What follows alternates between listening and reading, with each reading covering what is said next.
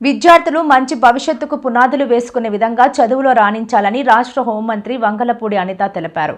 పాయకరావుపేటలోని ఉన్నత పాఠశాలలో ఏర్పాటు చేసిన మెగా పేరెంట్స్ సమావేశానికి హోంమంత్రి హాజరయ్యారు. మంత్రి మాట్లాడుతూ ఆర్థిక ఇబ్బందులతో చదువు మధ్యలో నిలిపివేయకుండా ఉండాలనే మంచి ఉద్దేశంతో తల్లికి వందనం నుంచి అన్ని విద్యా అభివృద్ధి పథకాలను కూటమి ప్రభుత్వం అమలు చేస్తుందని తెలిపారు. చదువులో రాణించిన విద్యార్థులకు స్థానికంగానే ఉపాధి కల్పించేందుకు పరిశ్రమలను ఏర్పాటు చేస్తున్నామని వెల్లడించారు. చదువుల్లో రాణించాలని సూచించారు. దీంతో పాటు 10వ తరగతి పరీక్షా ఫీజులను తన సొంత నిధులతో చెల్లిస్తానని తెలిపారు. బాలికలకు ఉచితంగా సైకిల్ను అందజేస్తామన్నారు.